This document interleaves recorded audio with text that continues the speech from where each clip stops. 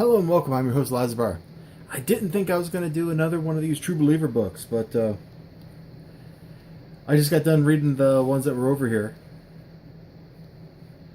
So this one, then the Frightful Four and Claw. And I'm not going to do a review of these two. The Frightful Four, man, I can't talk about this one seriously because of Paste Pot Pete, but this one I can talk a little bit seriously about.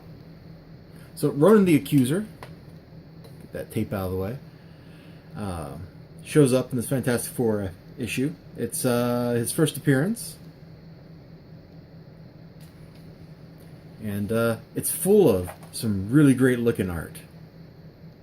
Introducing the mystery of Alicia. One of the things I like about this issue, and one of the things that makes Fantastic Four stand out from a lot of comic books, especially older ones, the X-Men and the under Claremont had this. Spider-Man, when he's written Will, has this.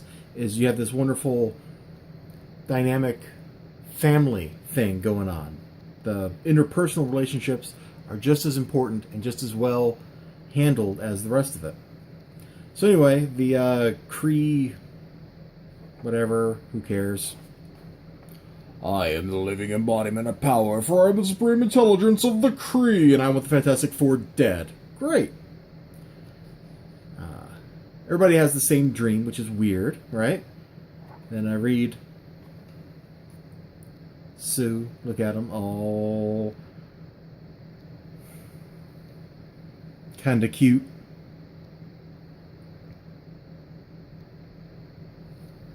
So they're kind of having a fight, and he's like, I'm sorry. You know, he's still written like a jerk, because that's just how everybody always writes Reed. But oh, look at Ronan showing up here. Does that look cool or what? Look at these space scenes, man. You should just get Jack Kirby to draw space scenes with cool, crazy-looking ships. What is even going on with this thing? It's got like these two big whatevers and then like 3 hypodermic needles. Like, this ship is drugs. Kirby dots everywhere. Anyway, he shows up on Earth to deal with the Fantastic Four. See? Meanwhile, Sue's buying some clothes. Because that's what Reed said. Hey, go buy some clothes and we'll have a party.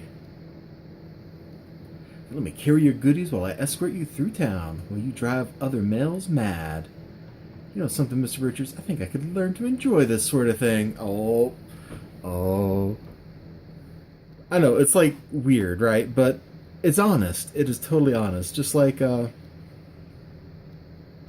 Crystal, and Johnny here in his hot rod. I think he pulled over by the cops, actually. It's kind of funny. But anyway, Ronan shows up, and he's all like, you must pay for your crimes. I accuse you. He starts off with the thing. Weighing the thing down. They all use their powers. Look at this, look. You go, Reed. In the unlikely event that you still doubt me. Sue, stand behind me. We can't tell what he'll do next. Kirby Dot's cosmic death. He changed their clothes. What a jerk.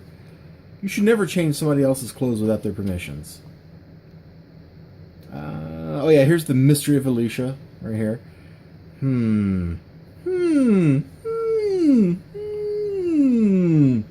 Mysterious things are happening. So we've got what's essentially like a one-off issue, right?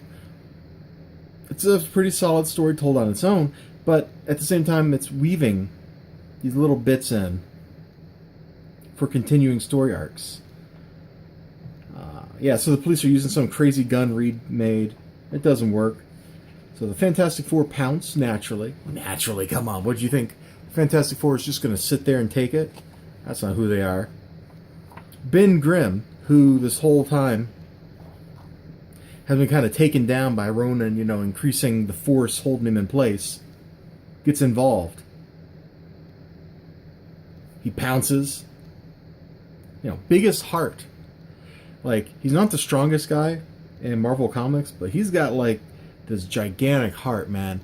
When something's gotta go. You know, he's one of those guys, you gotta fight, and you need to make sure you win it. There's only a couple dudes you send in there. Like, It's like, you need to kill somebody? Okay, you send Wolverine.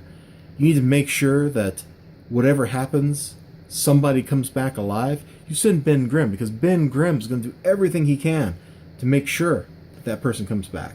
And so the Fantastic Four use their crazy combination of powers. They eventually overcome Ronan.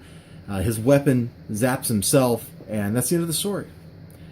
But there's so much great Kirby stuff happening in this book, even with this Kirby face here from Reed Richards to end the story.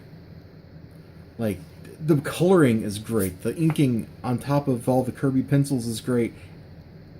The dialogue is that crazy Kirby dialogue. It's pure fun. This is like, you could roll this book up real tight, and like inject it like that and shoot that pure Kirby into your bloodstream. Not only would you be an amazing artist, but you would be getting that pure, unadulterated joy injected right in your system. That's what's going on here. This is just joy. It's fun.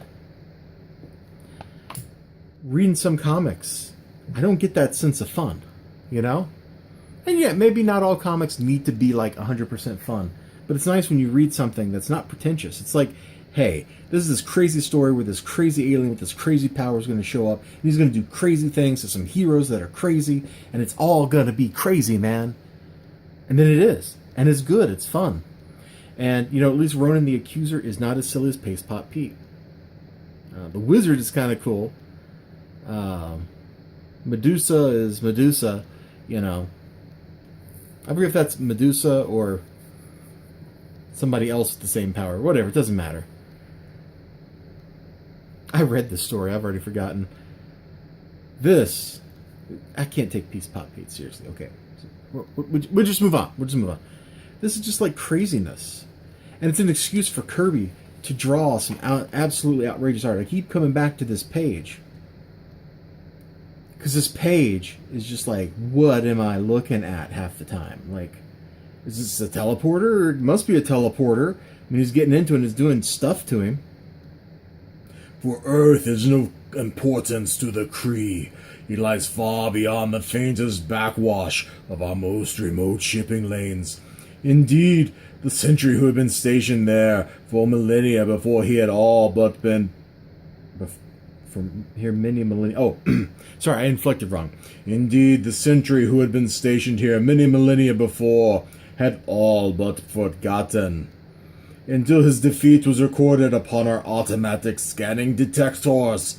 Still, my orders are clear, and they must be executed. I don't know what accent I gave Ronan, but I really like it.